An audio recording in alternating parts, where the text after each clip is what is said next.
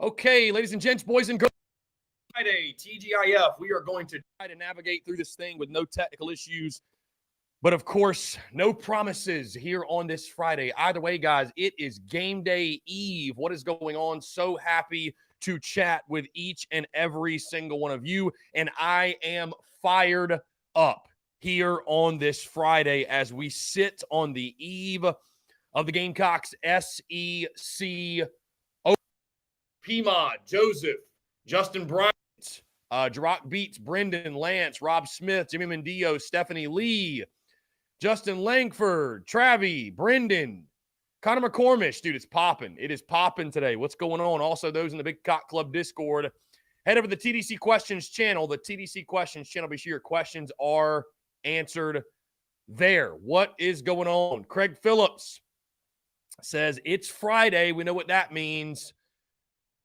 You don't know what that means. I don't know. Yeah, Chris Phillips is in here too. Yeah, I'm in here also. You're right, P-Mod. Zach Attack, what's up, man? Appreciate you tuning in. Joseph, let's see. Joseph says, when Chris gets really big and South Carolina's a national powerhouse, we're going to take big party buses to road games. You know, it's funny you bring that up. Let me first remind you guys, of course, tomorrow, all my upstate Gamecocks, my Greenville Gamecocks, I'm calling on you and I'm challenging you. And I know that you'll meet the challenge, but I want to see y'all out there, man. I want to see y'all out there. Carolina Ale House, downtown Greenville, going to be one hell of a time. My Greenville folks always show love, always support. So I know it'll be a packed venue yet again. I know the Greenville Gamecock Club's backing it. The Alumni Association's backing it.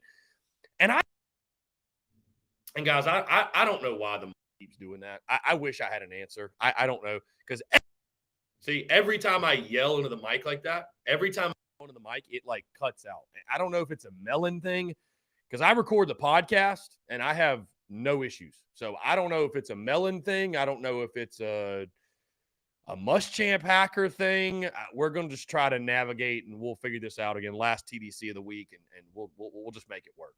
Maybe I need to talk softer. Just need to talk quieter like this. But that's not how I operate. That's not how I do it. Anyways, though, let me just say this, too, about the event. And I said this on the podcast. I don't know if we got any upstate Gamecocks tuned in, or you guys will probably see this or hear this at some point. By the way, those tuned in on the podcast side of things, iTunes, Spotify, all that good stuff. Appreciate you guys tuning in. Let me just say this. I've had a lot of folks ask questions regarding the event tomorrow, right? And anytime we throw an event in the upstate, oh, you know, Chris, are they going to cut the game off because Clemson's going to come on? Are they going to have game sound on? I'm scared to come out because of the orange and purple. And folks, let me just tell you something right now. You come to an event of mine, okay? You come to an event of mine, you can be rest assured Gamecock Nation, our people are going to be taken care of. Because I will say this. I will say that any event that I put on, again, it's going to be done right. I don't half-ass stuff like that. So, yes, game sound will be on. Obviously, the game will be on. We will have koozies, towels, all that good stuff for sale as well, merchandise. I just want you all to know that you have nothing to worry about. There's a reason I take so much pride in it. It's not something where I just show up and say, well, you know, it is what it is. And people show up. No, we're going to do it right. We're going to do it right. So I want you all to know that. Come on out to Carolina Ale House tomorrow, downtown Greenville. We will have us one hell of a time. Again, guys, taking your questions, comments, calls, 843-790-3377. That's 843-790-3377. We've got Jake Crane of Crane and Company here on this Friday, joining us. Really excited to chat with him. I'm getting honestly distracted because I see you guys like going off about the audio input. I'm sitting here reading it, and I'm like, I'm trying to also do the show. Yes, I know how to work an interface. Thank you. We haven't had issues with this before, though. I did turn it down just a touch. Maybe it accidentally got bumped because I've never had a problem with this. But this is not my first rodeo. Let me put it that way. Either way, and still, I don't think that's really going to matter, man. I really do think it's just the Melon platform. I don't think it's got anything to do with the interface because, again, I see the green, I see the red Jirach. I get it. I appreciate the feedback. Either way, podcast drop this morning, episode 700, by the way, the pod. Episode 700. Guys, we're about to hit 1 million all-time downloads. 1 million all-time downloads. Isn't that something? Isn't that something? Anyways, episode 700 of the podcast, full breakdown of tomorrow's game against Arkansas, top storylines, key matchups, keys to the game, and of course, I lock in my lead pipe lock of the week prediction brought to you by our friends over at A1 Air Quality Consultants. That reminds me, before we go any further, of course, the Daily Crow is brought to you by our friends over at Prize Picks. Go download the Prize Picks app. Go to prizepicks.com. Use the promo code TSUS to receive a 100% deposit match up to $100. I know you guys love to bet on spreads. You love to bet on totals, futures, what have you. Why not win some money betting on the prop plays, right? You can take Spencer Rattler, KJ Jefferson, whatever, anything across college football, MLB, NHL, NBA, does not matter the sport. Again, guys, they're basically giving away money with some of these plays that I've seen. So, again, that's our friends at Prize Picks. Go download the Prize Picks app. Go to prizepicks.com. And when you do, use the promo code TSUS to receive a 100% deposit match up to $100. Chase Floyd says, congrats, Chris. You got to 700 before Albert Pujols. I love that. Love that. Albert, you were too slow, my guy. You were too slow. I don't know. Anyways, guys, let me say thank you all so much for rolling with the punches this week, or at least the last couple of days with the technical issues. I have no clue, literally no clue what's going on. Again, I think it was just the mic if Melon also wasn't glitching and freezing on its end, because that's literally what it's doing. I don't know what the issue is. I don't know. I think it's the Melon platform. I'm going to reach out to these people because they're starting to piss me off, to be honest with you. This is starting to get on my nerves a little bit. I don't know. Yeah. I know what's going on, Adam. I do know what's going on. Yeah, we're going to try.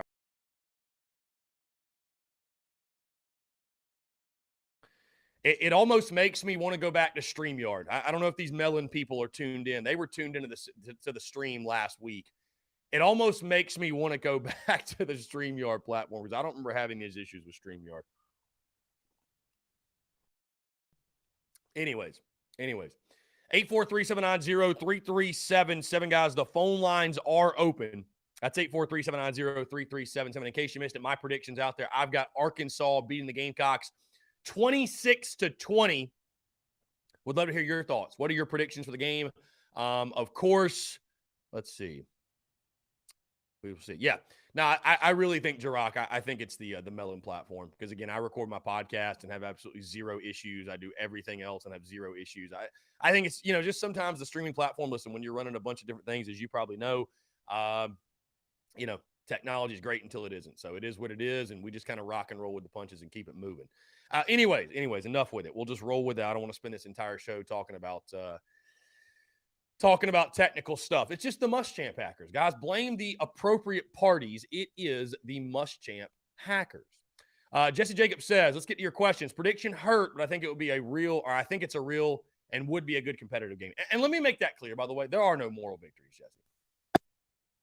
There are no moral victories. Let's jump to the phone lines here. Jerry, man, how are you?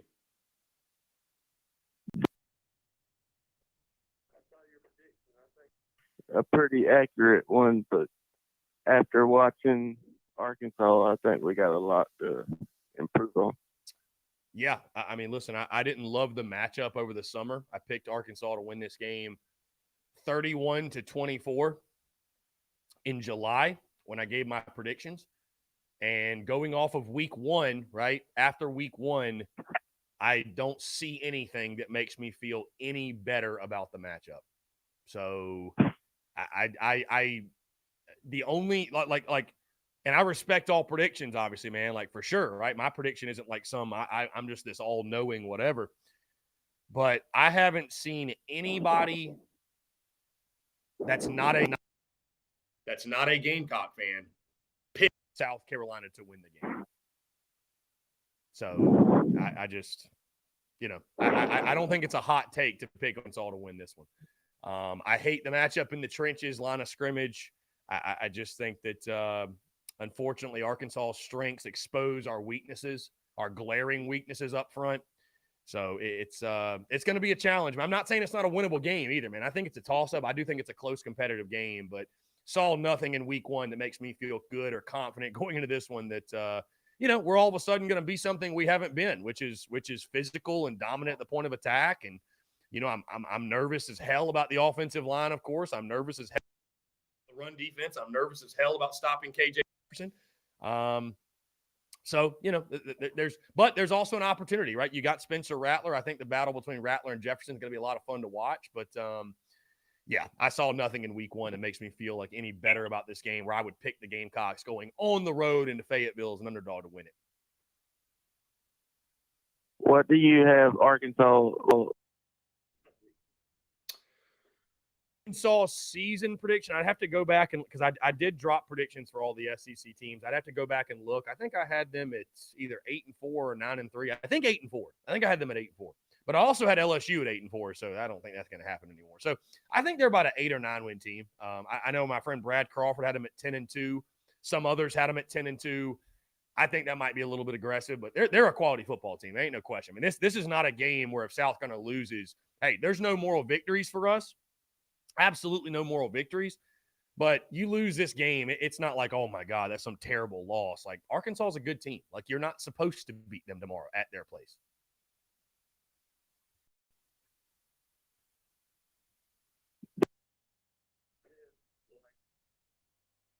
Alabama or say it again, my guy.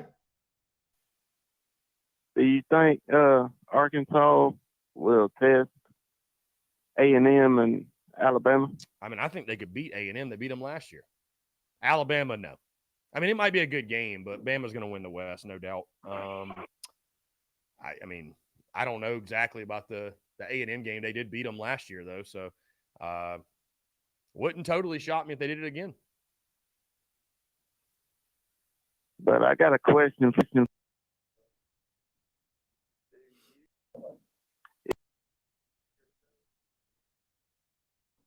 this out here that I got 2 tickets for Georgia game to sell. My guy, you're more than welcome to put it out there. And also I'd highly suggest, and this would go to anybody, if you ever have tickets you're trying to get rid of and you can't sell them or whatever, you want help, put up I don't know what you're on, if you're on Twitter, Facebook, Instagram, whatever, just put up a post, tag us, I'll share it. And I promise you, if I share it, you're going to sell them. Ain't no question. You're going to sell them. So just tag us, shoot me a DM, let me know, and we'll share it and we'll make sure it gets out there. So.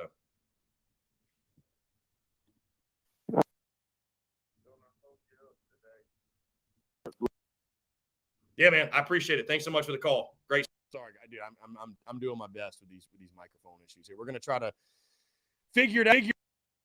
We will get my guy Jake in here. Jake here. Hey, what's up, man? Can you hear me? Hold on 1 second, Jake. For some reason, I'm not hearing you. I don't know. We're having some technical issues for whatever reason. I should be able to hear you though. Yeah, I'm gonna. Yo. What's up? Okay, we're gonna try this. We are fighting Muschamp Packers today. I mean, we are fighting them. Jake, what's up, man? Hey, can you hear me? Yes, yeah, dude. I don't know what's going on. If it's Mellon, I don't think it's me. We just blame the Muschamp Packers on this side, man. Will Muschamp's still haunting our hopes and dreams, and I don't know. Either way, man, how you been? What's going on? How's everything been? Obviously, week 1 in the books. You enjoyed, I'm sure, about 5 or 6 consecutive days of football. How was your week 1, my friend? Man, it was great. I said on the show the other day, from kind of the full spectrum of a fan, from beat downs to upsets to thrilling finishes and good games. This is one of the best week 1s that I can remember. Obviously, getting 5 straight days of football is great. Instantly hit that withdrawal period Tuesday. On Wednesday, it got really bad. I was hiding in dark corners, and then got a little NFL taste last night. But it's back on the bully today. Yeah, for sure, man. For sure. We got college football back tonight. Louisville, UCF. I got some buddies that are real high on UCF. I think mine is 4.5 or 5.5 tonight against the old Redbirds. How'd your gambling picks do in week 1? Good, man. We're in the green right now. About 4 games up. About 2.5, 3 units up. Week 1's always the hardest one to bet, because you don't really know what you're going to get. Week 2, you kind of see some teams against good competition. But no, as a group, man, off to a good start. I'm trying to win the month. I won last month. I'm trying to stay on top like Saban out here. I'm just trying to make necessary adjustments, be malleable, understand I don't have all the answers, but I do have some of them, stuff like that. Yeah, never get complacent. Never get complacent for sure. Speaking on week 1, man, before we get into the Gamecock side of things, let's talk first SEC. How about the conference dominance? If it weren't for LSU not knowing how special teams works, the SEC would be undefeated right now. Just talk about what you saw from the league as a whole. And, it's funny, Jake. I feel like we come into every year and folks are kind of waiting, or at least the haters, if you will, which are a small number, are like hating on the SEC to fall off. And, well, maybe they're not really the best conference. And then they have a weekend like they have. You know what I mean? It's just like all that goes away. And you see, like, for example, Georgia and Oregon, it's like you just see the gap. You know what I mean? Like there's just this massive gap. No, I mean, there is. Look, when you're on top, you're going to catch most of the hate. I mean, you see it with Tom Brady, the greatest athletes of all time, the greatest teams of all time. It's really a compliment. That's really what it is. Now, look, the SEC is pretty deep this year, and they're deep at quarterback. It's about as deep as a class of quarterbacks that I think we've seen in a while, which having a good quarterback obviously breeds stability. There's a couple offensive lines that are still in question to me, including South Carolina's, including Auburn's, including LSU's, hell, including A&M's, to be honest with you. But just from a pure depth of conference, I mean, it's the SEC and everybody else. Now, I do think it's Alabama, Georgia, and everybody else. That's pretty easy to see. But again, when you start looking at that second tier and that mid tier of a conference, the SEC by far and away is just beating the hell out of everyone. Yeah, for sure. Like you said, it's that battle of attrition and depth in the conference. Let's first start with this Arkansas team taking down Cincinnati 31-24. And you mentioned Alabama. They're obviously the cream of the crop in the SEC West. Some folks look at the Razorbacks as maybe a challenger, but just talk about what you saw from them in week 1. KJ Jefferson, obviously fantastic game. You saw the emergence of Trey Knox, Jaden Hazelwood with a touchdown catch, Rocket Sanders in the backfield. They got a big physical offensive line. Then defensively, looked a little suspect in the secondary, obviously giving up over 300 yards. But all in all, a quality win at home over a good Cincinnati team.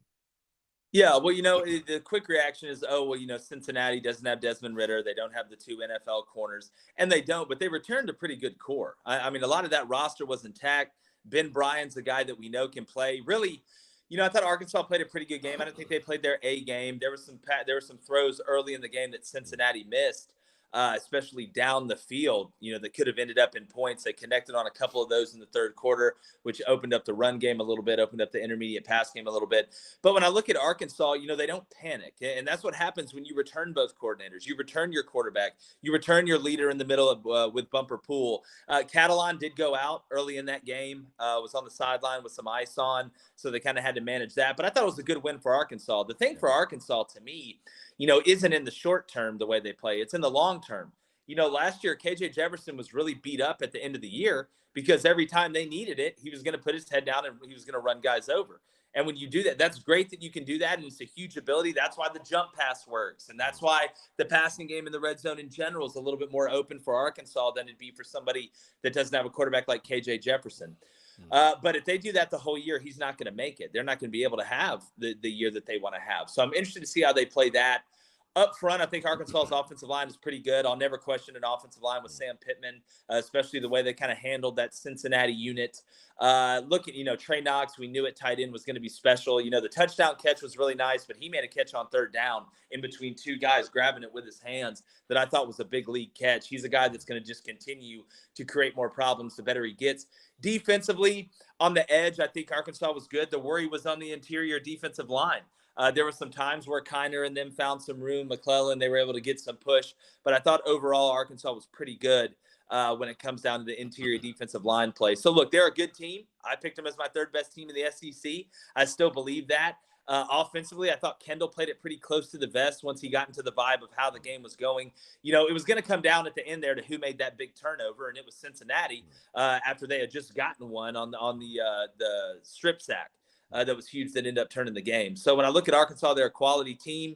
And I'm pretty sure you're probably going to ask me about South Carolina and how they match up, I'm guessing. Oh, for sure. But before we go there, I want to get your take on this, Jake, because again, you're a football guy, right? You've coached, and we hear this old adage as fans that a college football team's or a football team's most improvement comes between week 1 and week 2. From week 1 to week 2, that's where you see the most improvement.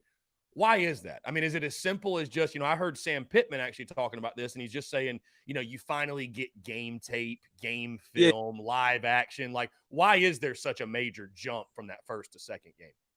Well, because there's experience is a key thing. It's a real thing.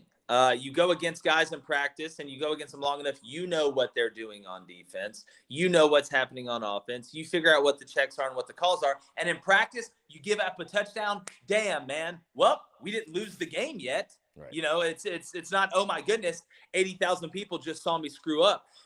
So the difference in the game is obvious than practice. Some guys are better in the game than they are in practice, and vice versa. Some guys get out there and the lights are too bright. But the game tape is really important because you're getting to see it against different looks. It's not as planned out as it was, or it wasn't basically the same 4 fronts you see every practice, and you're going against different players at different skill levels. But it's that experience factor. It's the, hey, I can do it, or it's the, hey, I know what I need to fix to be able to do it. And then you kind of get in that routine and that grind mode really through the rest of the season. Now, Jake, looking at South Carolina's season opener against Georgia State, sitting here, you look at that final score and you say, okay, the Gamecocks had a successful night, right? Covered the spread, won the game by 21 points. But then you look at how it happened, and you were down 13-12 to Georgia State in the third quarter, right? And the offense, just 2 offensive touchdowns, offensive line struggled from start to finish. Of course, Beamer Ball showed up. A great night for the brand, great night for the business. But Beamer Ball showed up, 2 block punts, scooping scores. It's just a season opener. It's just one game. But I'm sure you saw some of my commentary. And, Jake, I've told people I've never ranted so much after a 3-touchdown win. Not because of I was unhappy about beating Georgia State by 21, but because we all knew that type of effort, it ain't going to get it done in Fayetteville. Certainly ain't going to get it done against Georgia, A&M, as you navigate throughout SEC play. And the glaring issue being the offensive line, I think that was just so troublesome and that irked so many people because that was the point of emphasis all preseason long. Just talked about, again, what you saw from the Gamecocks. It's great to be 1-0 and great to start off on a positive note. But the way it happened, it definitely leaves some things to left to be desired, if you will. Yeah, well, I'm not after being in the business, I'm not a believer in ugly wins. Wins a win. There's no such thing as an ugly win or a pretty loss. Yeah, look, and there, South Carolina's 1-0. I think you got to take your hat off to Georgia State. That's a tough week 1 opponent. That isn't the cupcake that some people that aren't as knowledgeable on the depth of teams in college football won't understand how effective Georgia State can be. But yeah, there was some glaring issues that I saw. Some that the reason I said that I think South Carolina was going 2-6 in SEC play. I think you saw a little bit of why I had that. Now it's game 1. They can come out and look like the 90s Bulls, this Saturday. But up front of the offensive line, it's very worrisome, and it's hard to be hard on Spencer Rattler when the offensive line plays that bad. Yeah. And the crazy part was, and Auburn has the same problem. It's not that the offensive line wasn't going to the right spot most of the night. It's when they got there, they weren't physical enough to be able to displace that person, or in pass rush to be able to anchor it down. They were getting beat just on ability. And that's what should scare you some, because there's always going to be mistakes. There's always going to be a couple misassignments. Some guy didn't stay on the combo long enough in the zone, stuff like that. But it's different when you're getting there and you're not able to be effective. That's a totally different thing. I think Spencer, too, coming off a season in Oklahoma where they struggled on the offensive line a little bit, and he started staring at the rush. That is a dangerous combination. You saw 2 more interceptions in that game against Georgia State. It's only going to get faster and harder going to Fayetteville against better players. So South Carolina, number one, pass protection is one thing, but being able to run the ball and achieve balance is a totally different thing. And if you can't do either, then you're going to have to rely on an improvisation from Spencer Rattler. And that's typically a 50-50 proposition. You'll make some plays, you're like, wow, what a play. And then others, you're like, wow, that really cost us big. South Carolina, again, watching that game, the block punt changed the whole game. But you hope to not have to be blocking punts against Georgia State to change the game. Right. But like it's great. Beamer ball, that's great. I guarantee you that's not how Shane wanted it to go down. Right. So looking at the offensive line, that's the biggest question mark. But because without the engine, the car doesn't move. It doesn't matter how good the paint job is, what set of rims you got on there, or how nice your tires are. If you can't get any push in the run game, you'll never have balance. And if you can't have balance, you don't stay on the beam, especially in this league. Yeah, and Jake, I was going to say, you mentioned Spencer Rattler, and I really do feel like all things considered, he played a pretty quality game. I mean, obviously far from perfect. Had that one hard high throw that should have been caught. He probably will say he should have just made a better throw either way. And then the other one, which, I mean, he had Juju McDowell right in front of him, could have dumped it off, and instead he tries to make the big play. And, to your credit, Steven Garcia came on our airwaves on Monday and said exactly what you're saying about, I saw him looking at the rush, scrambling quickly, but he's like, I mean, he admitted, Steven did, that I did that. You know what I mean? Like, it's just, in the first game, and maybe, maybe he's a little gun shy and doesn't trust his offensive line. And after the way they played, I really wouldn't blame him. But again, I think also with Rattler, you saw the elite arm talent, and it's really his talent that bailed this offense out a couple of times and made the thing go the little bit that it did.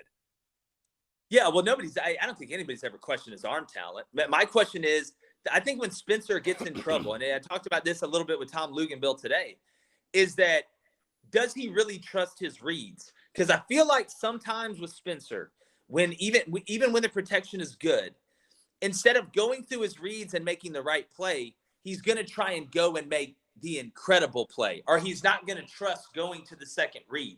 It's all right. The first read's not there. I'm going to improvise it willy-nilly and come out here and try and make the play. Similar to what you said, you know what?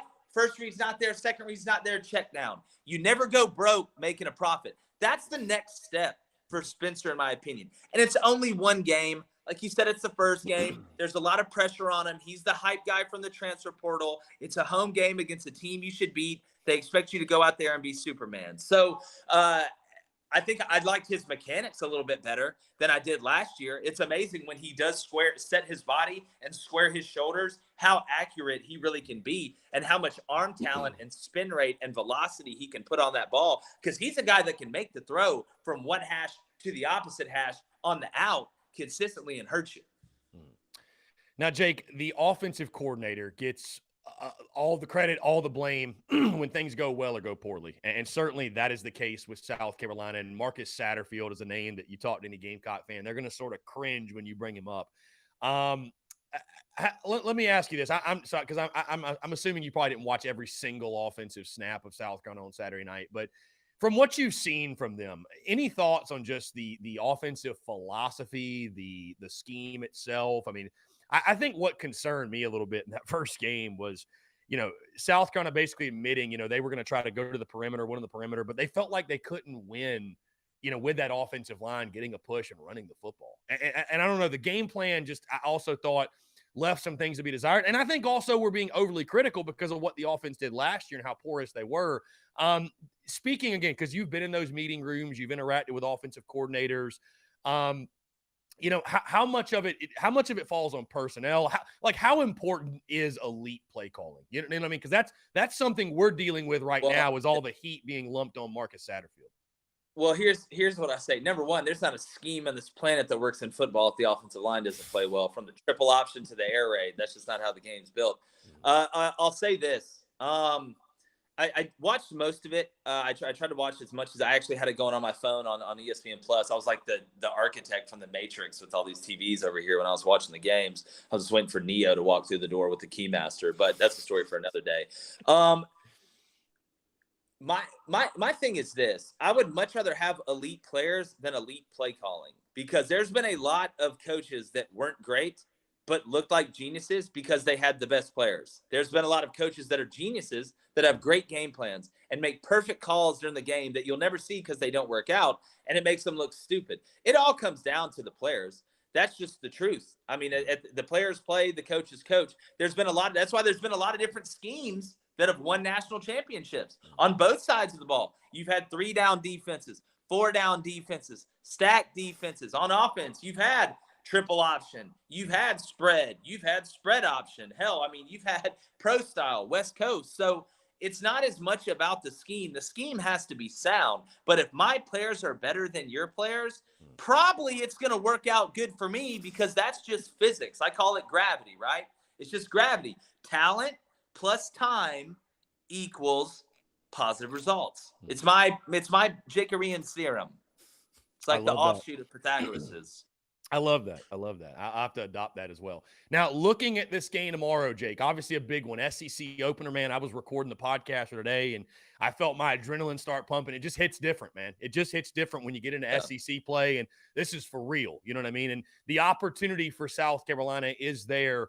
Many fans, fair or unfair, are putting basically all their stock for this season in this football game, and I've tried to caution fans all preseason not to do that, but of course, that falls on deaf ears. But looking at this game specifically, because while game one was so disappointing offensively, I do think there's a great opportunity in regards to, you see what Cincinnati did to this Arkansas secondary. They're going to be without Slusher. They're going to be without Catalan.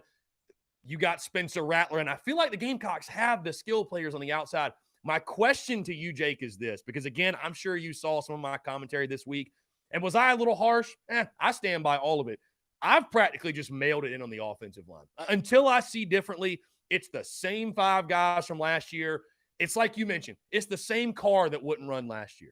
Why am I expecting when I turn the key this time, all of a sudden she turns on and runs like a champ? Like, why would I do that to myself as a fan that has no control over the end result? So I ask you this question. Can this football team offensively with Spencer Rattler and the weapons, can it be productive in spite of a bad offensive line? Yes, I think it can be productive. The question is, can it be productive enough? I mean, what's your definition of productive? Is it going to be productive enough to score more points than Arkansas scores tomorrow? I don't think so, because, again, it comes down to the offensive line.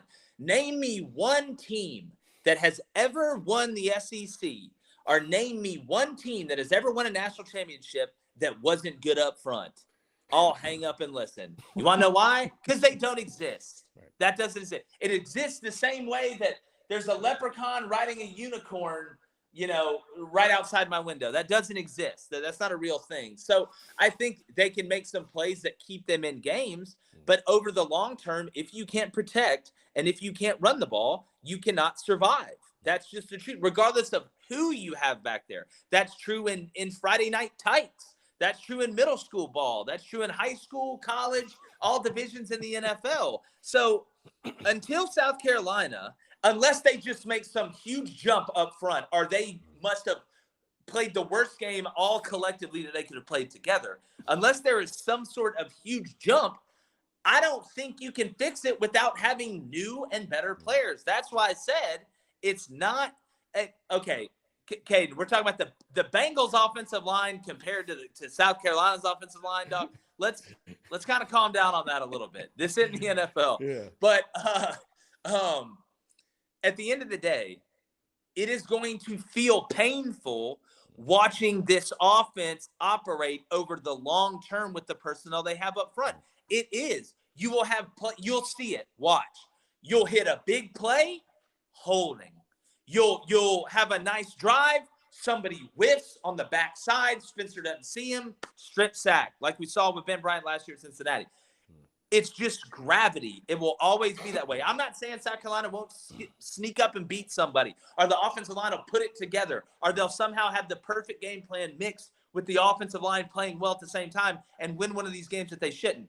I just don't see it happening, because you totally neutralize Spencer Rattler's arm when you can't do anything else. This is big boy football. Big boy football. If you're one dimensional, you're not dimensional.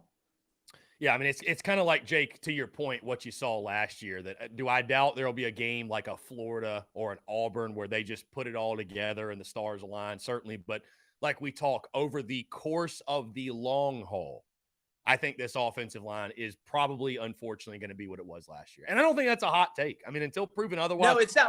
People have trashed on me this week, but I'm like, what did people expect? You know what I'm saying? Right. That's why I made the prediction I did. And again, who knows? I may be totally wrong. They're 1-0. They beat Georgia State. Yeah. Who knows? Hey, we could be having a totally different conversation this time next week, and that's the beauty of college football. I mean, truly.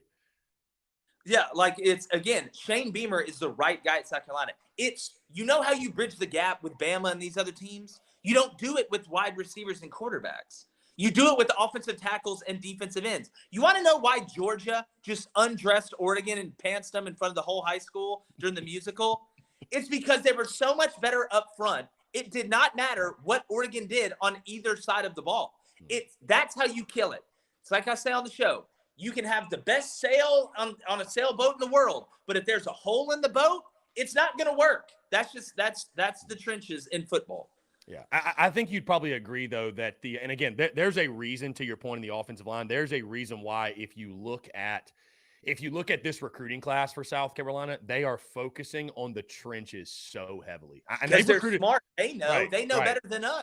Right. They've recruited some big time, like offensive line, defensive line. They have focused on the line of scrimmage because, like you mentioned, and I would agree. I mean, it's a line of scrimmage league. You look at the Gamecocks' best ever teams under Steve Spurrier. They had some monsters up front, and that truly was the difference, right?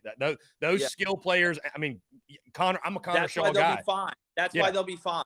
Yeah. Like again, that's how you win games, because there's always, even with elite offenses, there's always those 2 to 3 games or 2 games where the offense isn't clicking on all cylinders and the defense has to bail you out. Like, that's just how it works. That's the way the ball bounces. Yeah. Piedmont, I am a big metaphor guy. I literally communicate in metaphors, my friend. Hey. And like the thing on Satterfield is this. Let me ask you this. If you've got an offensive line that you don't trust, what are you going to do? Go out there and run a bunch of, because you said he's ultra conservative. What are you going to do? Go out there and run a bunch of trick plays that take time to develop, or run a bunch of crazy combinations that you have to have 3.5 seconds to be able to let develop? The worse you are up front, the more conservative you have to be as a play caller. That's just how it works. If it worked the other way, you'd be turning it over. I mean, hell, there'd be more turnover than the guys at Enron before they went down. Yeah. So, like, it is what it is. What do you want them to go block them? You want Satterfield to just call the play and then go block them? Let me ask you this, Jake. Let's assume you get average O-line play tomorrow, good enough to execute some sort of game plan. How would you attack this Arkansas defense? Would you throw it 40 times? I mean, obviously they looked susceptible to the pass. And again, you need to be balanced, but how do you feel like is the best way to just see any glaring issues with Arkansas defensively? Or was it just week 1, or maybe Cincinnati's just that good in the passing game? Well, I thought they were a little over aggressive in the back end. That's what I thought. Arkansas was really literally coming up at the snap. I mean, it got to the point where they had to literally stand like statues back there and realize we got to stop letting these guys get behind us. They're not just going to, throw digs, dig us to death, basically. The way I would attack Arkansas, if I was in South Carolina's position where I didn't trust my run game, I'd have a lot of modified runs on early downs. What do I mean by that? Swings, hitches, whatever can get me in 2nd and 5 and 2nd and 6. If I can't line up and run inside zone or line up and run power or counter or trucks or any of that stuff, I'm going to use modified runs. Short, quick passing game, quarterback run game, quarterback draw. I think will be big in this game because you're going to see Arkansas pin their ears back. And if they want to run 2-man, which they like to do sometimes, and you get that back out, there could be a lot of room for Spencer, especially on 3rd and 7s, 3rd and 8s. He's going to have to steal a few first downs on these drives. So you have to have some modified runs in the game plan. But the play action shots is your best chance. That's what it is. I mean, it just is. Again, what are you going to do? Sit back in the pocket. I see you saying, oh, God, the swing pass. All right, so how about this? With a bad offensive line, let me sit my quarterback, the only legitimate one we really have on the roster, if we're going to be honest. Let him sit back there and just get murdered for 4 quarters. Let's just let him get murdered then. Oh, no, not the swing. The swing pass is going to be y'all's best friend tomorrow. Yeah. Best believe that. That's just the truth.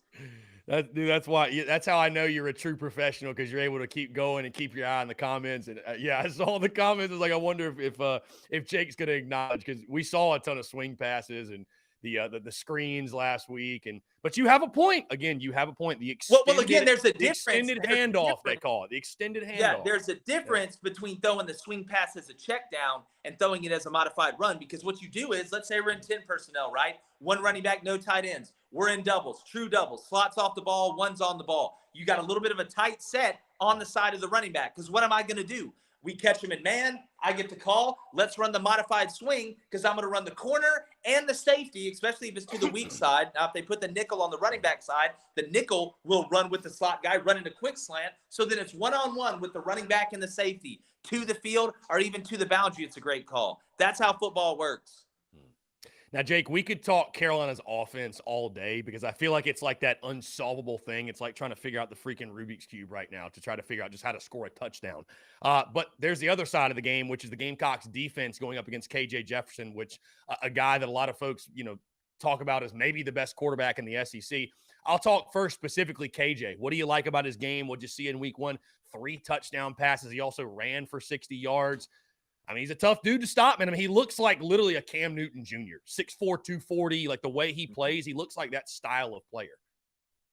Well, the thing is, he literally affects the game in every way. I mean, he can beat you in multiple ways. As a defensive guy, nothing scared me more than somebody that can beat me in multiple ways. It's the same thing in basketball. If you can drive and posterize me and shoot the three, how the hell am I going to guard you consistently? KJ, he keeps plays alive in the pocket. I think he's gotten better at that. You saw he made a big jump, I thought, in his sophomore year last year of the intermediate passing game, getting better, had pretty good feel on the deep ball, had a big arm, but he wasn't able to get those nuanced throws across the middle, hitting the crosser and mesh and stride so he can turn up and hit it, getting the ball out of the dig before he comes out of the break, hitting the back shoulder once you read the corners in front of the wide receiver, just little things like that are able to give you different ways out. Now, his running ability, it's a little bit of a different style. Once he gets going, he's a long strider and he can run by you, but he's really good in that 1 to 5 to 1 to 7 yard range of being able to break a tackle, whether it's to score a touchdown or extend the drive and get a first down. So again, he's got experience. He's played in big games. He's not going to go out here and be frazzled. It's at home. Again, it's the whole part of his game. Now, again, I'll say it. If you continue just to hit him and hit him and hit him, and you make him have to run the ball consistently enough, he will get beat up during the game. You saw during the Cincinnati game. I mean, he's holding his calf. He's slow to get up because he's a big guy. But there's other big guys playing, especially in the SEC. And if you're going to lean down and try and run over everybody, I mean, you don't have to be Bill Nye the Science Guy to figure out you're going to get hurt. Yeah, Jake, I think one of the most intriguing matchups in this game, and we listed key matchups this morning, and I had it on there, Clayton White against Kendall Briles, the Gamecocks defensive coordinator against Arkansas's OC. And I say that because I'm just curious how this Gamecocks defense attacks Arkansas. I didn't like the matchup, Jake, over the summer. I picked this as a loss. I obviously picked it as a loss today. I dropped my prediction right before we went live. But I hate the matchup up front. Arkansas, 4 or 5 guys back on the offensive line. They're like the opposite of South Carolina, a big physical offensive line that just paves the way and gets the job done. Shane Beamer has talked all preseason about the defensive tackles, and he feels like that's the best position group on the football team. And we all feel like the Gamecocks, while they struggled to stop the run last year, do have a good defensive line. I thought looked better at times last week, took over that game as the game progressed. But this is a different animal. This is a different challenge. This is a different test. Linebackers looked much better last week than they did last year. But stopping the run going to be at the premium. But I just wonder how they're going to attack this Arkansas offense. I feel like an offense that, again, you mentioned Trey Knox, Hazelwood, Rocket Sanders, and then what KJ Jefferson can do. And then there's others I haven't even mentioned. I feel like you sort of, and you can correct me if I'm wrong, but I feel like you got to pick your poison in this one. You just can't let KJ beat you both ways. You got to either, make him beat you with the throw or make him run. Yeah. I don't know. Contain him. I think contain on the edge is going to be very important as well. Just talk again. If you're going in this game looking at the Gamecocks, what's the key on defense? How do they slow down the Arkansas offensive attack? Well, if you're a South Carolina fan, the thing that scares you is Arkansas getting up 2 scores and you not having the ability on offense to operate to make that up. That's the thing. This game needs to be close from the beginning. I think if Arkansas jumps out, it's going to be really tough, especially on the road, for South Carolina to be able to get some of that momentum back. To me, if I'm playing Arkansas and I have South Carolina's personnel, KJ Jefferson's going to have to beat me through the air. He's going to have to beat me through the air, and he's going to have to beat me down the field through the air. What do I mean by that? We're playing press coverage. I'm not giving him any easy throws on first down. What does Kendall want? He wants easy throws on first down. What does any OC want? That they want easy throws on first down. But whether it's hitches, whether it's them just seeing the seams open and him quick popping it, whether it's taking the RPO off and getting rid of it, KJ Jefferson is going to have to earn his plays in big plays. Or you're going to have to go on 14-play drives all the way down the field and convert 3rd and 2 and 3rd and 3 until you're blue in the face, and we'll take our chances. If you hit the home run on me, if Hazelwood beats me on a vertical on, 2nd and 6, well, then so be it. We'll adjust if we have to. but I am making KJ beat me down the field. I will load the box against any personnel 11 or heavier. You are not going to sit here and control the tempo, get a lead, and then run it down my throat and play keep away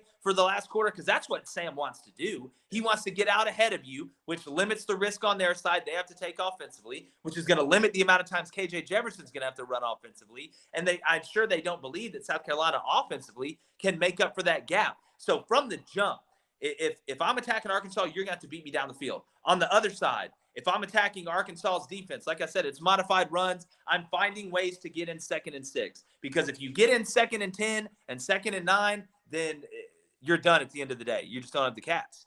Yeah, Jake, I would agree with you, by the way. I think that, you talk about this secondary that was top 10 in the country nationally in pass defense. Cam Smith's a preseason All-American. You feel good about guys like Marcellus Dial and Darius Rush and Devontae Reed and Roderick and Nick Emenwari, who's a freshman. And, test them. Hey, put them on an island. Like you said, I agree with you 110%. I think you've got to sell out to stop the run, because if Arkansas can run the football, like you mentioned, I don't think the Gamecocks have a chance. And I mean, that might sound like the obvious. I guess that's the case every single week. If you can't stop, if you can't run the ball and you can't stop the run, you're getting your ass beat. That's it. Game over. My friend, you just summarized Gamecocks football, I feel like, over the last couple of years. And I hate to say Well, it's that. going to change, man. Shane's going to change. No, It's yeah. just time. That is a perfect way to put it, my friend. On that note, Jake, before I get you out of here, man, I appreciate you taking the time. Actually, 2 things, because I do want to ask you about SEC. But overall in this game, I've got Arkansas getting the win 26-20. Obviously, it sounds like from your perspective, you're also taking the Hogs. Just over the game, and I guess what South Carolina would have to do to pull the upset. Okay, if you're South Carolina, you've got to have a big play on special teams. You got to have at least one big play on special teams, whether it's blocking another punt, whether it's a big kickoff return. You don't have to score. Get it inside the 20. Get it inside the 30. You've got to be able to punt the ball well and make every field goal. You just got to be able to survive in this game long enough to be able to give yourself a chance in the 4th quarter. I just don't think that Carolina has the depth up front to be able to on the offensive line. On the defensive line, they're obviously more deep, but I don't think they have the depth up front to be able to win this game. I think Arkansas ends up winning. I would say, if I guess the score, I'm going to buy it down to 6.5, just because I hate the number 8.5 and 7.5. I just won't do it. I'll buy it down to 6.5, but I feel like Arkansas wins. Let's say, give me 34-20. 34-20. All right. Top games you're looking forward to in the SEC: Alabama, Texas, Florida, Kentucky. Who are you most excited to watch this weekend? What are your favorite plays of the weekend as well? Man, I love Florida against Kentucky. I mean, if you look, Kentucky's going to still be without Chris Rodriguez. You look at the final score against, Miami, Ohio, and you're like, all right, well, they covered. They did a good job. Well, at the end of the day, they ran a kickback and had a pick 6. I mean, that game was a fist fight for basically 2.5, almost 3 quarters. Florida with Anthony Richardson, I was surprised at how clean they played. They've obviously got the momentum. I like them at 6. I got them at -4.5 on the sharp earlier. I think Florida may run away with this one, to be honest with you. The rest of the weekend, Mississippi State at Arizona. This Arizona team is way different. What Jed Fish has done out there, it's obviously very impressive. Getting Delora, the Washington State kid who was the Pac-12 freshman of the year at quarterback. They look like a totally different team. We went out and played San Diego State and beat them, and that was a fist fight. That is not an easy place to play, especially in, the new stadium, Snapdragon over there, which, I guess is some sort of Pokemon. Obviously, Tennessee, Pittsburgh. I always love when 2 opposite styles meet each other, because Mark Whipple's gone. Pittsburgh is now methodical, run to pass. Let's get Keaton Slovis in the pocket, let him operate, control the clock. And then Tennessee's running a Formula One race. So it's always going to be interesting to watch them. I do think Tennessee wins the game, but man, I like Pitt plus 7.5. I think that's easy. And I love the under. I should have taken it when it was at 67, literally yesterday. And then this morning we get on there and Cone's like, hey, the over under on Pitt and Tennessee's moved down to 64.5. I was like, man, you got to be kidding me. But I like the under in that game. Look, there's some good matchups, man. I'm just glad college football is here. Georgia State, North Carolina, could be interesting. Dude, that game's gone, from 10 down to 7.5? Georgia State a dog? Georgia State can't throw it at all, really, as we all know. But they could make that just an ugly – North Carolina defensively is so bad, though, man, which is shocking. It is shocking. But it's going to be interesting. Yeah, for sure. Jake, appreciate you always taking the time, my friend. Jake Crane of Crane & Company. Be sure to check those guys out. Jake, it's always a pleasure to chat with you. I know we're probably in store for another hell of a weekend of football for sure. Definitely. It'll be interesting for sure, man. I always appreciate it. Yeah, man. Take care. Good stuff. Jake Crane of Crane and Company. Always a pleasure to chat with him. Bringing the heat as always. Guys, we're going to jump into our first break, but I want to continue to hear from you. We're going to take your questions, your comments, your calls, and more on the other side. You're tuned in to the Daily Crow.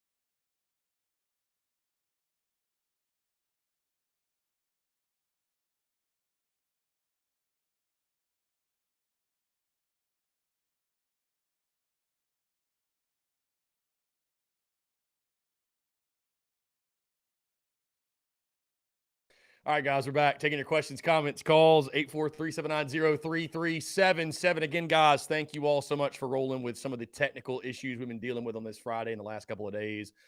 Appreciate Jake Crane. Dude, I love that Jake just always brings the heat, bro. I think he comes in here and probably hurts some of y'all's feelings and hurts some Gamecock feelings, but you know what? He calls it as he sees it.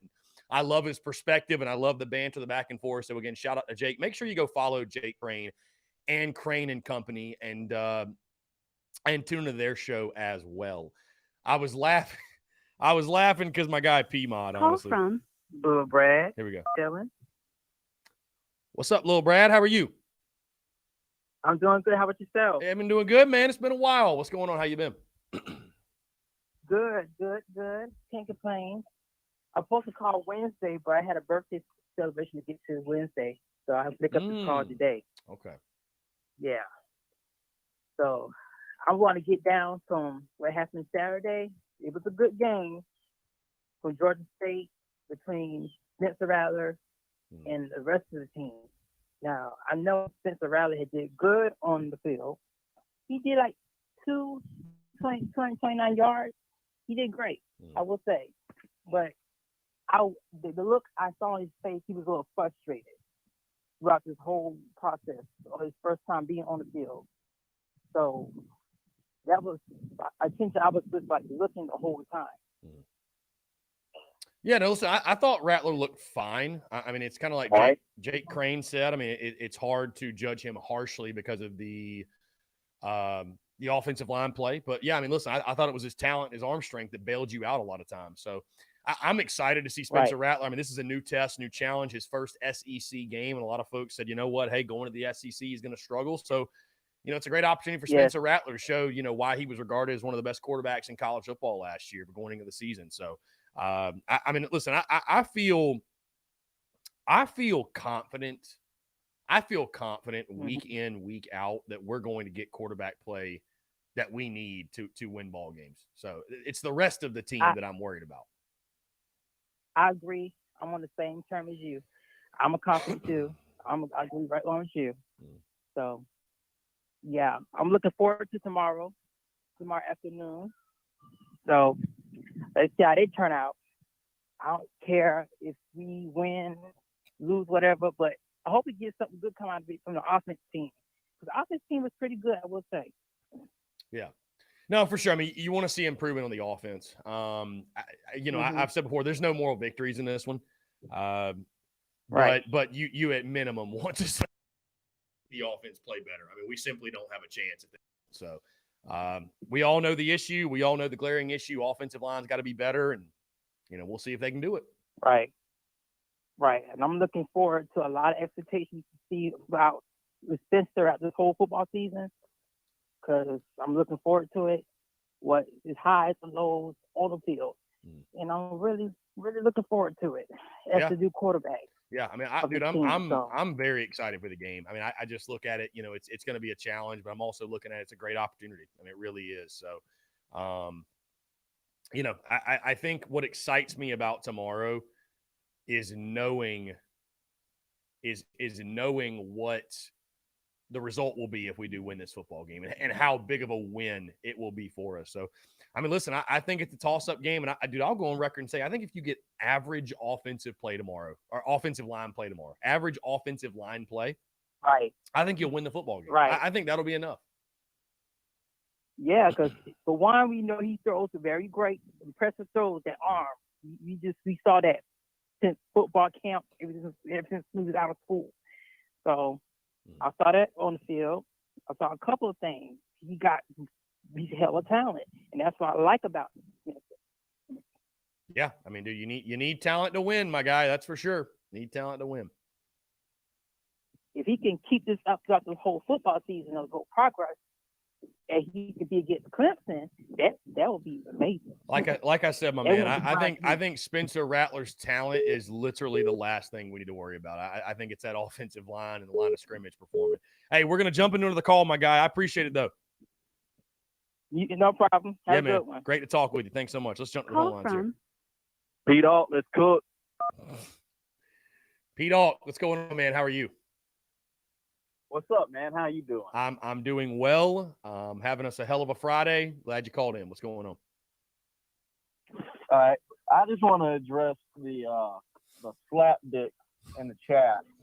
All right. Talking about how Georgia State is a better rushing team than Arkansas. Oh, now who was saying that? Did I miss that? Was somebody saying that? You did miss that. Oh, Hunter my Johnson goodness. said Oh, that. goodness. They are a better rushing team than Arkansas. All right. And I said just because they have a Piedmont at quarterback, all they can do is run doesn't mean they're a better rushing team than Arkansas. They might do it more, but they do not do it better. All right. And then you got the other one, the MMA fighter, the Bree, next Conor McGregor. Then they're talking about, man, P-Dog just wants us to lose. He wants us to play like shit. Yes, that is exactly what I want, 100%. I want us to go 1-11. That is exactly what I want. I am so sorry for being realistic. I am so sorry that I did not acknowledge that Georgia State is the greatest damn football team in the history of college football. All right? I apologize. The Sun Belt is better than the SEC. Hey, Piedmont, Cade happy. Sudduth on Facebook also says and I don't think this is a joke. He says, I'd say Georgia State is better at rushing than Arkansas. And I would like to put it out there too that I completely disagree with that. So I don't understand that. Better at rushing. What are we looking at? The box score when Georgia State slapdick quarterback can't throw an 8-yard route accurately? I mean, dude, what do you expect them to do? They're basically an army with their quarterback. They're hindered. They're basically like an army. They can't pass the ball. I don't understand. Yeah. Okay. Oh, well, they're ranked 14 higher than Arkansas in rushing. Yeah. Number one. Yeah. Number one, Arkansas is coached by Sam Pittman. In case you don't remember what he did at Georgia. All right. And Arkansas does not play the same schedule that Georgia State is going to end up playing. So I don't give a damn what the rankings are. And they might have to rush more than Arkansas, but they do not rush better than Arkansas. That is a horrid thing. And let me put it this way. Let me put it this way, because Cade Sudduth brings up Georgia State finished 8th in the nation rushing last year. You have to take into account who they played. And so let me change the conversation from who's better at rushing. Who is more of a challenge to stop from running the ball, Georgia State or Arkansas? It's Arkansas. They've got better players across the board. I don't know how Arkansas would boat race Georgia State if they played each other. Yeah, and I agree with what Jake had to say about the defensive game plan. Granted, I don't know if you can put 9 in the box and stop Arkansas, considering Georgia State got 5 a pop on you whenever they wanted, literally average 5 a pop. I don't know if you can put 9 guys in the box and you can still trust them to stop Arkansas's running game. I don't know that because, let's be real. Oh, but if you take away these 2 runs, the yards per carry, that's not how it works. Because every time we bust a run, we average da-da-da-da-da. That's not how it works. So I think, and for all the doom and gloomers, they obviously missed my prediction thinking I'm a slapdick and want us to lose. I never knew a single fan of any team that wanted us to lose. I would be happy to be wrong on the crap I talked post Georgia State if we won. I would gladly eat all of my crow. What was your prediction again? But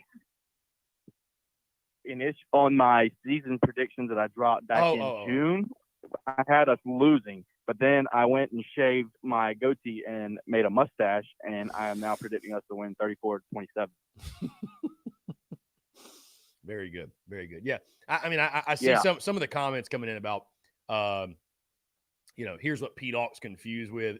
Austin Greer talking about number-wise, Georgia State runs better. Who will run better against us? I don't think you're confused at all. I think it's just lost in translation and communication issues because we're talking on freaking YouTube. But I get what you're saying. Listen, I don't care what the numbers say. Who's better at running the football at an SEC level? It's Arkansas.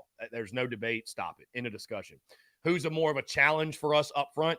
Arkansas. I almost view Arkansas is just 100 times better version of what Georgia State does, and they can throw the ball. Yes. So yes, absolutely. And they have a quarterback. Right. They have a really, really good one. So, this will be more of a challenge, no doubt. And, I do agree with you, man. I look back at week 1 and everybody left that game. And I don't know if it's because people were just so freaking scared. They didn't want to say anything that was slightly negative. Because if you do, we won by 21, Yeah. you might get tweeted at, or you might be labeled as a negative Yeah, fan. I caught a lot of strays for my one tweet on above average Gamecocks. Right. I said that Georgia State is a average quarterback, or for example, a Luke Doty, and a punt protection away from beating us by at least a touchdown. Right. And that is true. They would have beat us if they could block on punt and if they had a quarterback that could throw 10, 12 yards down the field. Yeah. And I'm not saying that we couldn't have come back at the end with Spencer Rattler. I'm not saying that. I'm saying if you take what happened and you substitute an average quarterback and a punt protection in, Georgia State wins that game. Yeah. And that's why I said what I said. I'm not saying it to be doom and gloom. I'm saying it to be real. Yeah, no, for sure. I mean, obviously, I do the exact same thing. And to the point, though, of the run defense, I'll say this because, I agree being there in person that I liked seeing the defensive line take over as the game went on. Granted, that's what you would expect an SEC defensive line to do to Georgia State. But it's just, I don't know what it is, man. Like, we're the king of ugly box scores because, again, you leave the game. You're like, okay, we did better. You heard everybody say, I thought the Gamecocks did better stopping the run. It's like we gave up 200 yards rushing and 5 yards per carry. It's like, were we that bad against the run last year where that's deemed a good performance? So we'll find out. Listen, we'll find out way more tomorrow, right? If you hold Arkansas to 150 or less, right? Less than 4.5 a carry. I think you could start to look at and say, okay, maybe this run defense, I mean, we're not expecting it to be elite, but we're expecting it to be better. Maybe you could say, okay, it's better. We at least gave ourselves a chance, but we will find out much, much more tomorrow, I think, because it feels weird to be, some of the energy this week has felt weird to me to be beating our chest. Like, we only held them to 200 yards rushing. It's like, what are you talking about? Yeah. I mean, what is Arkansas going to do to us? So everybody's mentioning the rushing stats, the box score for Georgia State. Games aren't won in the box score. If you don't remember, Georgia State outgained us by a decent bit, if I remember correctly. Yeah. Pretty wild. Pretty wild when you look back at those statistics. But like you said, not one in the box score. So. All right, baby. I got to go back to the comments and start grilling some more idiots. All right. Get your tickets to the barbecue. Get your tickets to the barbecue. Yeah, they getting grilled today. Today I got time. I got a 1 hour lunch break. Today I got time. They getting grilled. I appreciate you, P-Dog. Always good stuff. Hey, P-Dog said he got time today. Yeah, Austin, the tickets are really cheap. I don't know why. Guys, again, thank y'all for y'all's patience, rocking and rolling with the punches. I know the mic. I don't know. Again, I'm gonna chat. The Mellon people actually just emailed me. I'm going to him because I have no idea what the issue is. Let's turn to the phone lines. Robbie Davis, what's up, man? How are you? I'm doing pretty good on this Friday. I can't complain. Although it looks like it's going to rain in a minute. I don't know.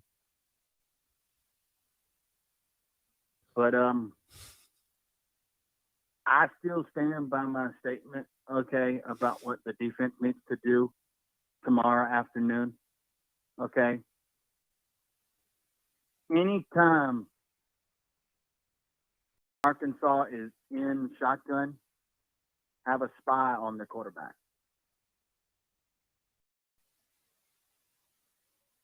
Yes, I would agree. Okay. Yeah. Wherever that, I'm serious. Like I said the other day, wherever he goes, I don't care if he goes and takes the pick. Go. Follow him. Don't let him be comfortable. Follow him. Don't let him be comfortable. Doesn't matter what he's doing. So uncomfortable that it drives him up a wall. Make his life a living hell. Exactly. You tell if I was Clayton White, about look, I don't care which one of you get there, but whenever you get there, you tell him that you're going to be in his face and all up in there all day long. His life's going to be hell for 3 hours. Shit, make it 4. Post game's going to be a bitch too. Oh yeah. Tell him post game's going to be a pain in the butt. Yeah. Tell him the post. He's going to be scared during the post game. He's going to be looking down hallways, looking for linebackers. Okay. Make his life a living hell. I love it, bro. We need and to send this because message to Clayton White. Seriously, that's what my dad would tell me when I was playing Little League. Find the guy with the ball and make his life a living hell. I said, yes, sir, will do. And you know what I did? I even told the guy that had to block me. I told him, you better block me because if I get to the ball, we're getting the ball. And sometimes we did get the ball whenever I said that. Not all the time, but sometimes we did. But anyway, do that. Take care of business in Arkansas. Okay? You want to know why I think we're going to beat Arkansas? Because they only beat Cincinnati by 7 points. Okay? They only beat Cincinnati by 7. Okay? And in every single game, aside from Georgia, which is next week, A&M and Clemson,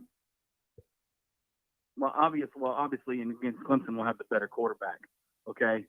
But we won't have the better. I honestly think in that game, if we can rattle DJ, we'll take care of business and give them pussycats an ass whooping, okay? Because they're way overdue for an ass whooping. Anywho, in every single game aside from the games I mentioned, we have the better quarterback, right? Okay. Or you could argue in every single game we have the better quarterback, okay? Yeah, I think you could. I think you definitely could argue that. Yeah. We have the better quarterback, okay? But if everybody on the team, everybody, long snapper, I don't give a damn. Long snapper, the freaking field goal holder, everybody do their damn job. Guess what? We leaving out of Arkansas with a W. With some barbecue meat and barbecue sauce. Throw up the dub.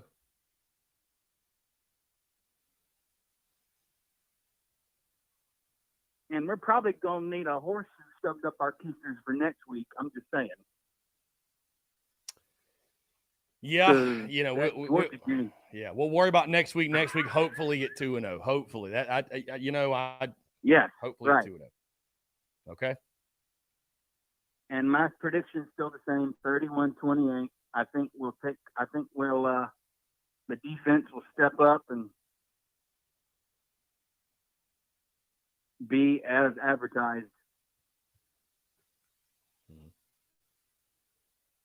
31-28 Gamecocks. You got it tomorrow. Yep. 31-28. And little side note, I can't remember where the show is, like what town it's in or what the name of the place is, but my dad has a show this evening. So, okay. But I already told him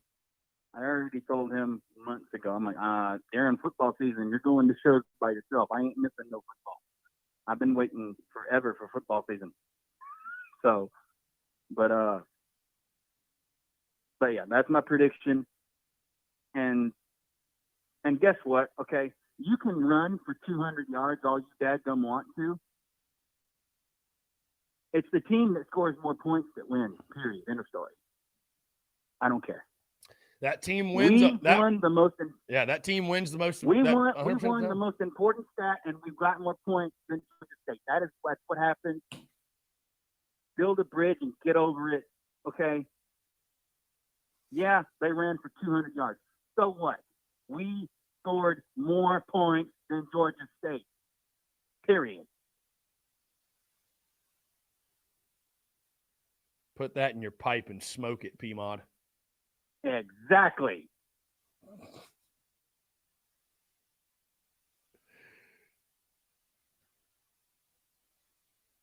So, but yeah, 31-28 tomorrow. And I can't remember who that team in the upstate's playing tomorrow. Furman. Or they might not even play. The mighty Furman Paladins. Paladins. Playing Furman tomorrow? They're playing Furman. Oh, my God. The Paladins are going to get their brains beat in. And I'm convinced with how awful DJ played against Georgia State. Or against Georgia Tech. Georgia They Tech, play Georgia yes. Tech. If I'm convinced. I am convinced that if they wouldn't have had that god awful targeting penalty, okay, I am convinced if they would have had some miracle in offense, okay, I think Georgia State or Georgia Tech could have wound up pulling a miracle out of their butt and beating Clemson, okay. But that front four for Clemson is absolutely insane. They're good. 3 All-Americans. Like, Three I thought- preseason All-Americans. I watched it. I was like, oh my God, if they play like this all year, everybody is screwed. But the offense didn't look very good. No, they didn't. For most of that game, So they it didn't. looks like the defense is going to be saving DJ's ass all year long once again. That is indeed what it looks like, my friend. That is indeed what it looks like. Yeah, we'll see what they look But like who when we gives play a them the damn? final Well, week. Yeah, we'll worry about that when we play them in the last Saturday in November. But yeah, and I think I truly do think that if we could, like I said yesterday, if we can steal a possession or two from Arkansas, we will leave out Arkansas 2-0.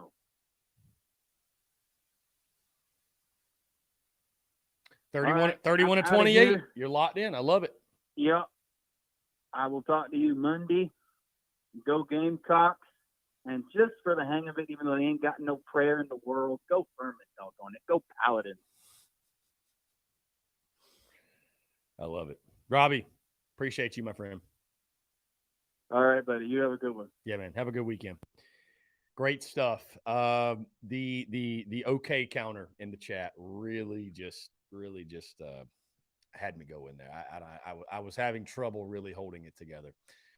Lynn Turner, let's the final okay count 20. Love that. Just in case y'all were wondering. Guys, let's get into a couple of questions. We're about to jump into a break here in just a second. The TDC questions channel is popping as well. Robbie Davis has got 31 to 28 Gamecocks beating Arkansas, and I feel like his main reason, he says, is because Arkansas beat Cincinnati by 7. Well, I would venture to say Cincinnati is a pretty good football team, a top 25 football team, dare I say, and yeah, we'll see how that transitive property works out. Lynn Turner, Lynn Turner says Beamer Ball, I think special teams has to be factored into our game. Well, Lynn, I mean, listen, I'd love to block a punt or two again. I really would. It'd be great for the brand, be great for the business, be great for our football team. Just don't know that you can count on it. Jerry, second time today, man. What's up?